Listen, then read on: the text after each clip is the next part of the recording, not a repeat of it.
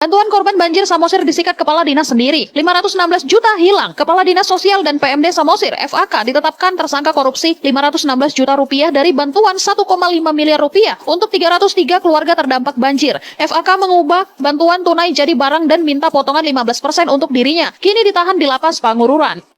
Korupsi bantuan bencana dari Kemensos Rp 1,5 miliar, Kadis di Samosir ditahan. Bantuan buat saudara-saudara kita di Sumatera yang lagi kesusahan kena bencana dikorupsi. Ini sih kejahatannya ya udah level Pro Max, tau gak lo? Lebih jahat dari para penjahat kelas kakap yang ada di dunia. Kok bisa gitu tega dengan kita nih sebagai manusia yang punya hati ya?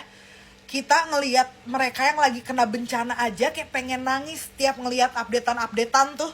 Gue aja kalau tajir melintir ngejeledar, pengen miliaran. Kalau bisa miliaran gue ngebantu mereka tuh biar cepet kelar.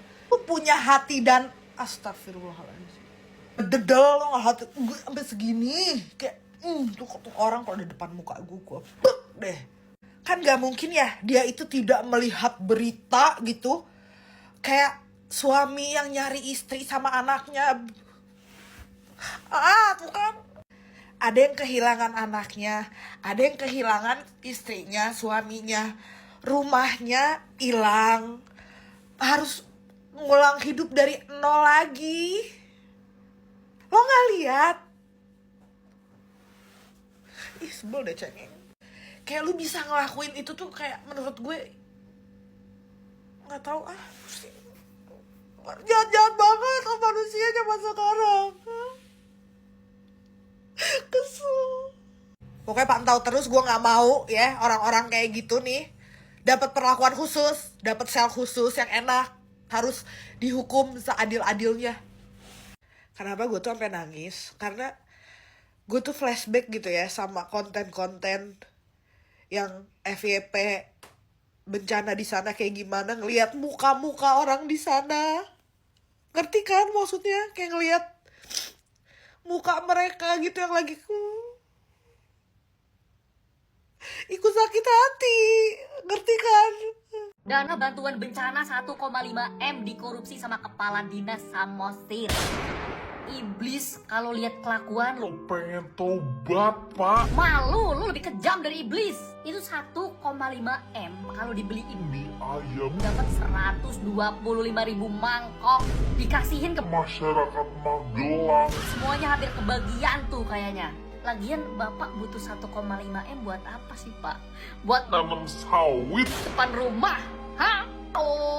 Jepang kabarnya menyoroti adanya dugaan korupsi dalam penanggulangan banjir di daerah Medan. Bayangkan, beritanya udah sampai Jepang, tapi yang disorot itu adalah kasus korupsinya, teman-teman. Termasuk yang disorot oleh Jepang adalah efektivitas proyek yang menelan anggaran dikatakan tidak berhasil. Jadi baru-baru ini banjir dan tanah longsor di Sumatera dan di Aceh menjadi perhatian internasional juga. Termasuk salah satunya media asing asal Jepang yang pada saat itu menyoroti banjir di kota Medan. Kabarnya ada dugaan korupsi yang kuat dalam proyek penanggulangan banjir di kota tersebut.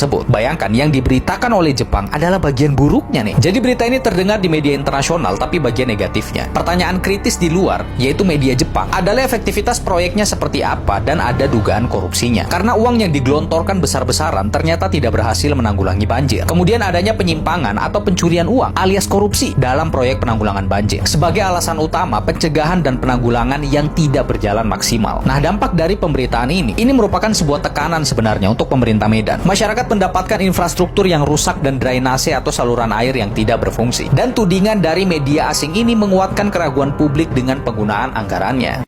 Assalamualaikum warahmatullahi wabarakatuh.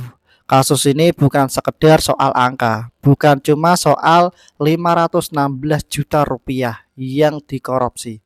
Ini soal hati nurani, soal kemanusiaan. Dana bantuan bencana itu bukan uang biasa.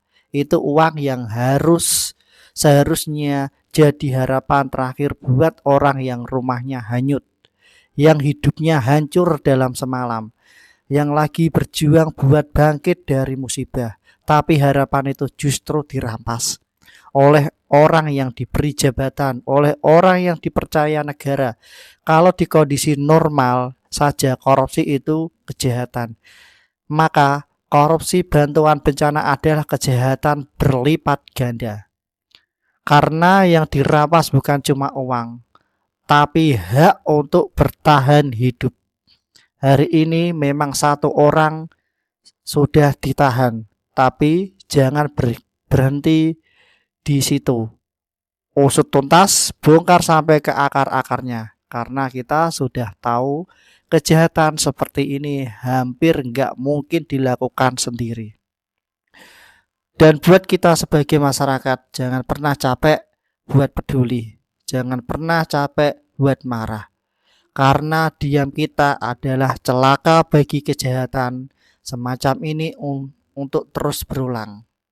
Kalau kita hari ini diam, besok bisa jadi kita, keluarga kita, atau tetangga kita yang jadi korban.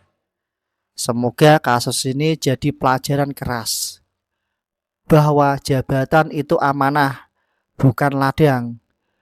Bahwa kekuasaan itu tanggung jawab, bukan kesempatan buat memperkaya diri. Astagfirullahaladzim. Semoga keadilan benar-benar ditegakkan. Dan semoga bantuan untuk korban bencana ke depan benar-benar sampai ke tangan yang berhak. Karena di negara ini yang paling layak dilindungi adalah rakyat yang sedang terluka. Kita tunggu info selanjutnya. Wassalamualaikum warahmatullahi wabarakatuh.